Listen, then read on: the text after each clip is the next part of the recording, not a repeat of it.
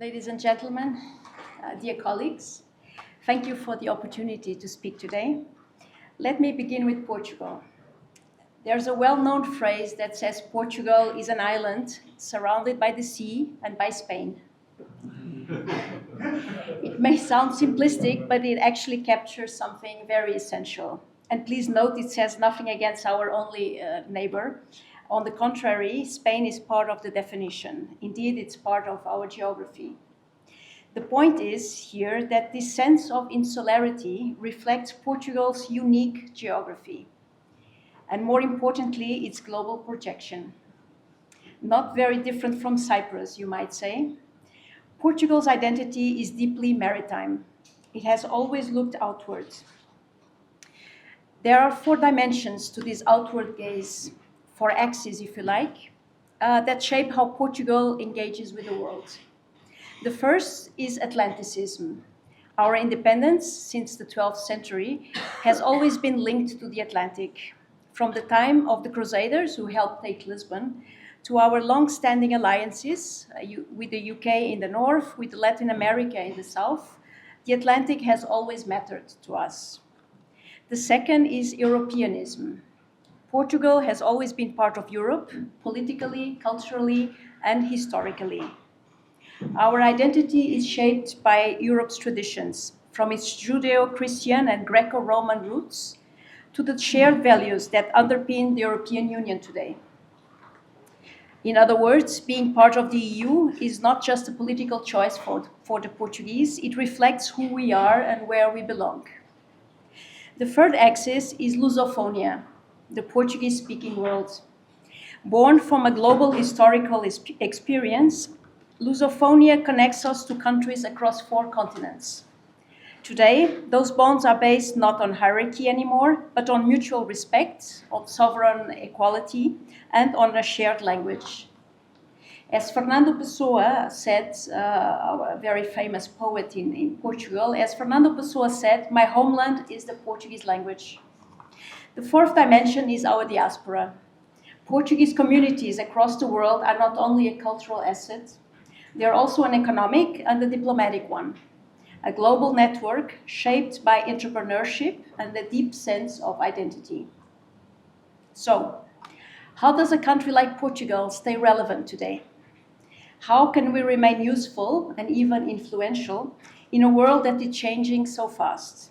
A world where protectionism is rising, where multilateralism is obviously under strain, and where we risk moving from the G7 or the G20 to the G0. These are uncomfortable questions, but they are necessary because they go beyond Portugal. They concern all small and medium-sized states, Cyprus included, of course. Cyprus and Portugal are not alone in this, but we share a position that is often overlooked. We are part of the European Union, yet geographically and historically, we are connected to other regions: the Mediterranean, the Atlantic, the Middle East, Africa.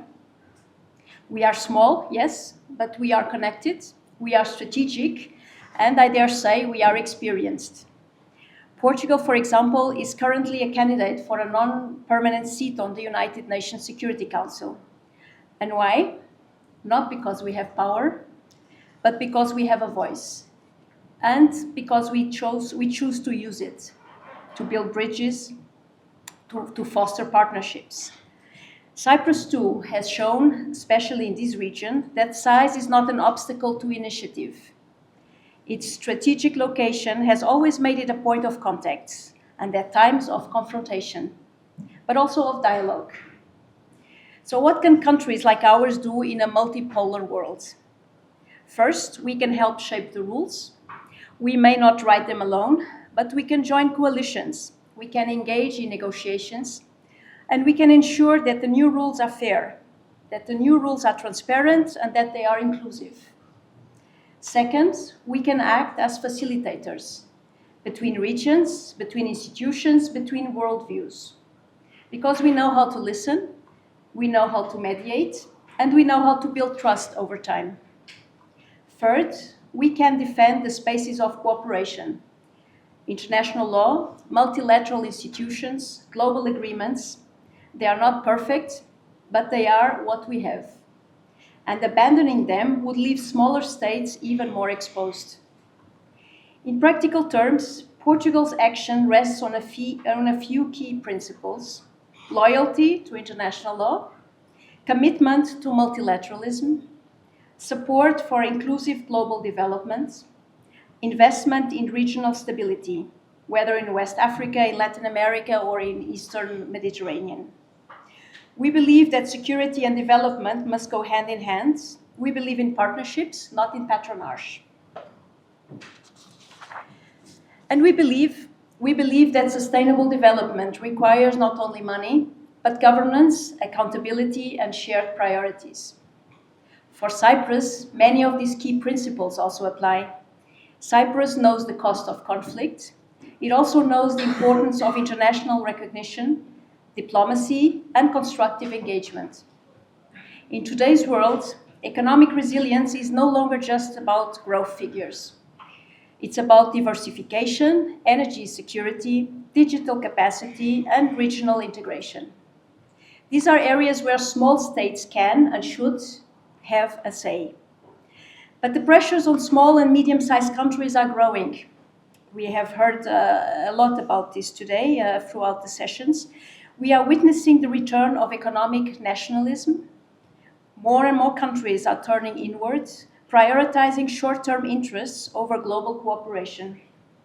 Tariffs, industrial subsidies, and selective protectionism are becoming tools of competition, not instruments of development. And it is not just rhetoric, it is policy. Some of the world's largest economies are questioning the very rules they helped create. Multilateral institutions are being sidelined, while bilateral deals and power-based diplomacy take their place. When a major global actor openly challenges international agreements, withdraws from collective frameworks, or uses trade and finance as instruments of coercion, the consequences are not just legal or economic.